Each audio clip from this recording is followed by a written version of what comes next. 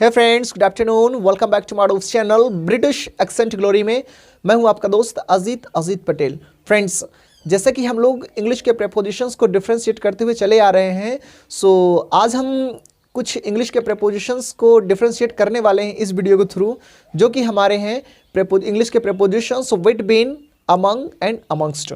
Friends, ये तीन ऐसे प्रेपोजिशंस हैं जिनकी वजह से किसी भी सेंटेंस को हिंदी से इंग्लिश में ट्रांसफर करते समय भी प्रॉब्लम होने लगती है। तो अगर हम लोग इसकी हिंदी की बात करें, इन तीनों की हिंदी की बात करें, तो इन दोनों की हिंदी होता है के बीच में या फिर बीच में। अब देखिए यार, हिंदी सेम टू सेम होने की वजह से इनमें भी कन्फ्यूजन्स क्रिएट होनी ही है, जाहिर सी बात होनी ही है कन्फ्यूजन्स।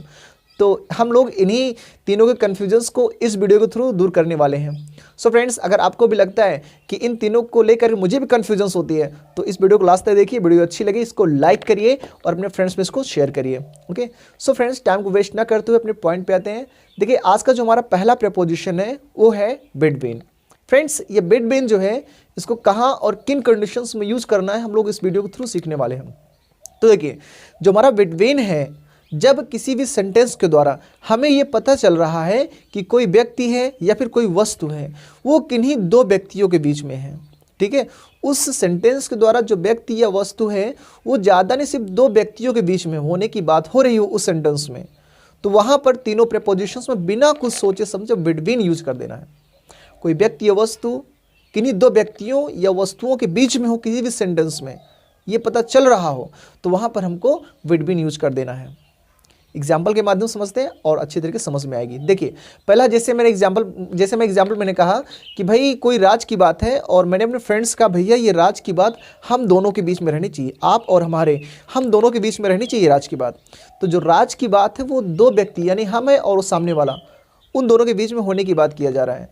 तो यहाँ पर जो हमको प्रेपोजिशन यूज करना है, फर्स्ट यानी बिटवीन यूज कर देना है, क्योंकि जो राज की बात है वो दो व्यक्तियों के बीच में होने के लिए कहा जा रहा है। तो इसको इंग्लिश में ट्रांसलेट करेंगे, please keep this secret between you and me. Between you and me, अब देखिए बिटवीन यूज किया गया क्योंकि मैंने बताया कि इन्हीं दो व्यक्तियों के बीच में होने की बात हो तो वहाँ पर बिटवीन यूज करना होता है। लेकिन फ्रेंड्स, ऐसा तो कहा जाता है, जैसे मैंने भी बताया, दो व्यक्तियों के बीच में कुछ भी हो, कोई व्यक्ति या वस्तु हो तो बिटवीन। लेकिन कभी कभी हमारे सेंटेंस में दो से अधिक की बात होने लगे और वो जो है वो इंडिविजुअली बात हो रहा हो, किसी की व्यक्तिगत रूप से बात किया जा रहा हो, तो दो से अधिक के लिए भी हम बिटवीन यूज करते हैं। लेकिन वो जो व्यक्तिगत रूप से बात किया गया हो सेंटेंस में, वो सेंटेंस में जो व्यक्तियों की बात किया हो वो और शब्द से जुड़े हो, उसमें एंड शब्द हो, तो वहाँ पर भी हमको बिटवीन यूज करना हो, भले ही 10-12 हो, दो से अधिक 10-12-13 कितने भी हो, वहाँ पर भी बिटवीन यूज कर देना होता है। कैसे, एग्जाम्पल में लेते हैं। जैसे मैं सुरेश महेश और राम श्याम के बीच में बैठा हूँ, इट मीन्स मैं सुरेश महेश राम और श्याम के बीच में बैठा हूँ। तो देखिए, मैं जो बैठा हूँ सुरेश महेश राम और श्याम के बीच में बैठा हूँ। अब यहाँ दो से अधिक हैं, फिर भी हमको बिटवीन यूज करना है, क्योंकि मैं इंडिविजुअली व्यक्तिगत रूप से उनका नाम ले रहा हूँ और हमारे सेंटेंस में और शब्द यानी एंड शब्द यूज करना है। तो जब सेंटेंस में दो से अधिक हो और उनको व्यक्तिगत रूप से बात किया गया हो, तभी वहाँ पर तीनों प्रेपोजिशंस में से बिटवीन यूज कर देना होता है। इसको इंग्लिश में ट्रांसलेट करेंगे, जैसे मैं सुरेश रमेश राम और श्याम के बीच में बैठा हूँ, तो इसको इंग्लिश में ट्रांसलेट करेंगे, I am sitting between Suresh Ramesh Shyam and Ram. I am sitting between Suresh Ramesh Shyam and Ram. अब देखिए, यहाँ पर बिटवीन यूज किया क्योंकि दो से अधिक है और मैं इंडिविजुअली बात कर रहा हूँ, ठीक है, व्यक्तिगत रूप से बात कर रहा हूँ, तो ऐसी कंडीशंस में भी हमको वहाँ पर यूज करना होता है between. Okay, so I hope between का कॉन्सेप्ट समझ में आया होगा। नेक्स्ट प्रेपोजिशन की बात करें, जो हमारा नेक्स्ट है आज का अमंग। फ्रेंड्स, जो अमंग है इसको हम कहाँ यूज करेंगे, ध्यान से सुनिएगा। देखिए, अभी तक मैंने बताया जब कोई दो व्यक्ति हो, उनके बीच में कुछ हो, तो उसके लिए हमको बिटवीन यूज करना होता है। लेकिन जो अमंग है वो दो से अधिक हो, इंडिविजुअली बात ना किया जा रहा हो, उसमें व्यक्तिगत रूप से ना बात किया जा रहा हो, दो से अधिक हो और वो कितने हो ये बताया जा रहा हो, तो ऐसी कंडीशंस में अमंग यूज कर देना है। कैसे, इसको एग्जांपल में लेते हैं, समझ में और आसानी से आने लगेगा। देखिए, जैसे मेरे पास कुछ चॉकलेट्स हैं और मैंने भाई कहा फ्रेंड्स से कि भैया जो है इसको 10 बच्चे हैं मेरे पास, 10 बच्चों मार दो इसको। तो चॉकलेट्स हैं वो हमारे पास 10 बच्चे हैं, बच्चे दो से अधिक हैं, कितने हैं ये शो किया जा रहा है सेंटेंस में। तो मैंने उनसे कहा भैया चॉकलेट्स जो हैं वो 10 बच्चों में बांट दीजिए। तो 10 बच्चों के बीच में बांटा जा रहा है, तो उसके बीच में शब्द के लिए हमको वहाँ पर प्रेपोजिशन को यूज करना है, अमंग यूज कर देना है, क्योंकि 2 से अधिक हैं, कितने हैं ये शो किया जा रहा है। तो इसको इंग्लिश में ट्रांसलेट करें, इंग्लिश में लेते हैं, इंग्लिश में ट्रांसलेट करते हैं। तो मैंने कहा भाई please distribute these chocolates among 10 students, please distribute these chocolates among 10 students. अब अमंग यूज किया गया क्योंकि 10 हैं, 2 से अधिक है, 10 है, कितने हैं ये शो किया जा रहा है। ओके, सो फ्रेंड्स ये बात हमेशा याद रखिएगा कि किसी भी सेंटेंस में के बीच में शब्द आ रहा है, होने की बात किया जा रहा है, और वो कितने हैं ये शो किया जा रहा हो।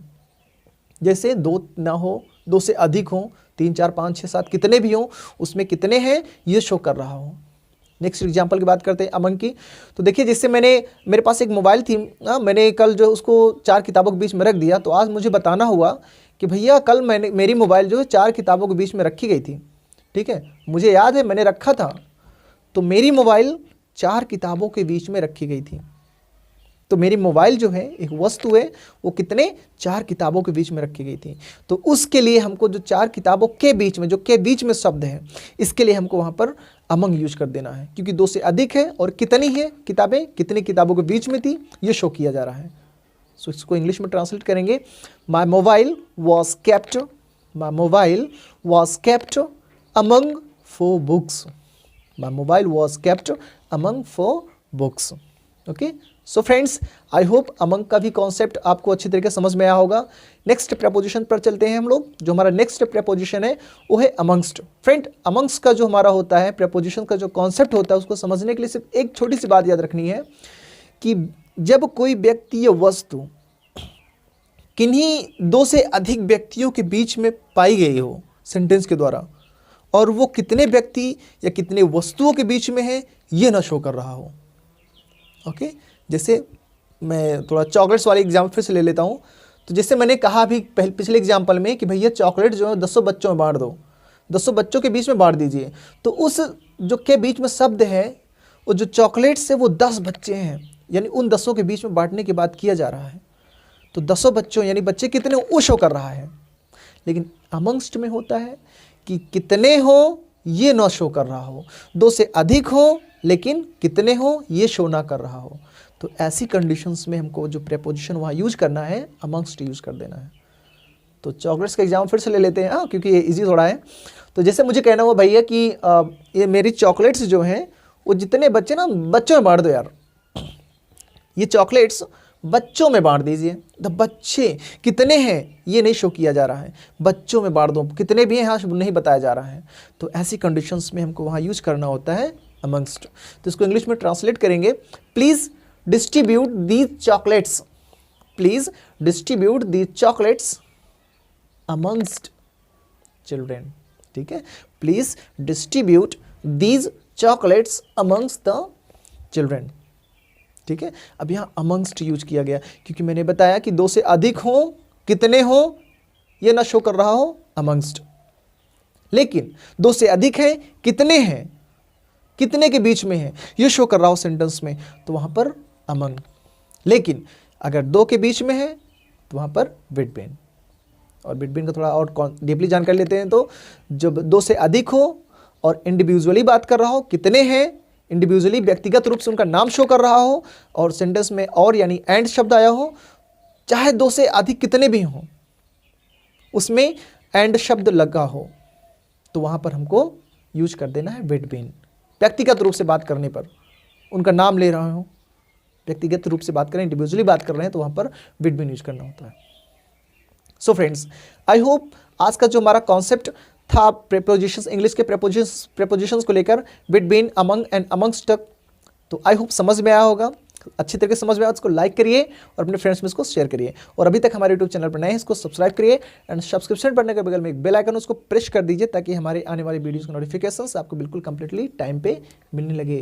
Okay, so friends have a nice day, bye bye, take care.